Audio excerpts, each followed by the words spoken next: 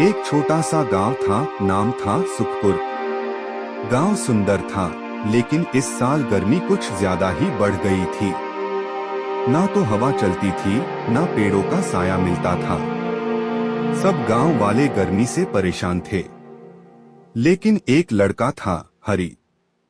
हरी को गर्मी से कोई मतलब ही नहीं था।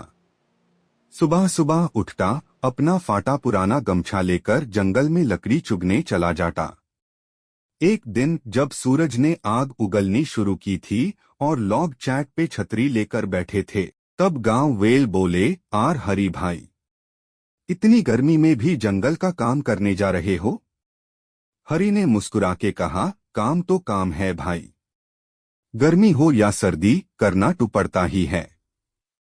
और हरी चला गया जंगल। लेकिन हरी सिर्फ जमीन पे गिरी लकड़ियां उठता था, कभी पेड़ नहीं काटता था। भोला नाम ही काफी है।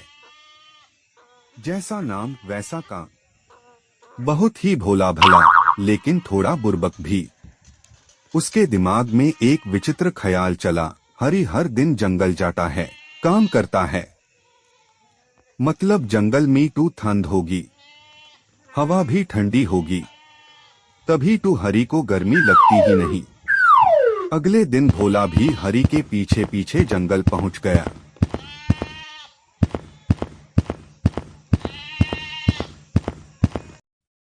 हरी लकड़ी चग रहा था।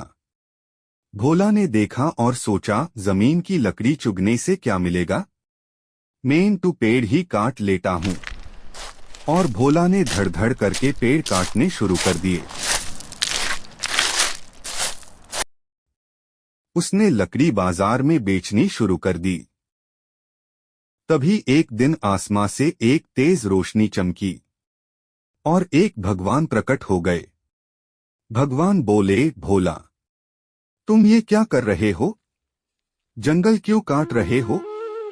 भोला बोला, माताजी, हरी भी जंगल से लकड़ी लाता है, मैं भी वही कर रहा हूँ।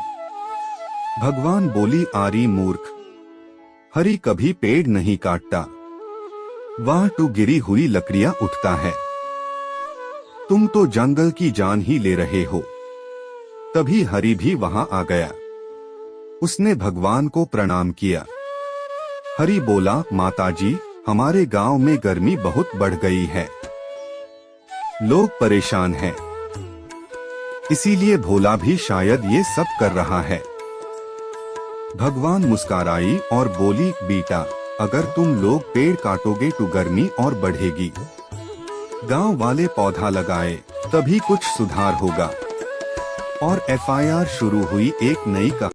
हरी और भोला गांव वापस आए। सब लोगों को समझाया, पेड़ मत काटो, नए पौधे लगाओ। गांव वाले पहले तो हंसने लगे, आरी भोला से सीख मिल रही है। कलयुग आ गया। लेकिन जब भगवान के प्रकट होने की बात सुनी तो सब सीरियस हो गए। अगले कुछ दिनों में हर किसी ने अपने घर के पास पौधे लगाए। स्कूल के बच्चे भी खेती के दौरान पौधा लगाने लगे। भोला ने तो अपने नाम का एक पौधा भी लगा दिया, भोला वृक्ष। कुछ ही महीने बाद गांव में चमत्कार हो गया। हवा ठंडी होने लगी, पेड़ों से हरियाली छा गई, पंखा की जरूरत कम पड़ने लगी।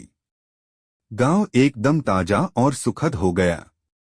भोला ने मुस्कुराते हुए हरी से कहा, हरी भाई, पहले तो मैं सोचता था कि जंगल में एसी चलता होगा, अब समझा, जंगल हाई टू प्रकृति का एसी है।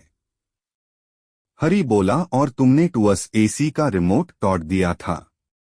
अच्छा हुआ भगवान टाइम पे आ गए। सभी लोग हंस पड़े।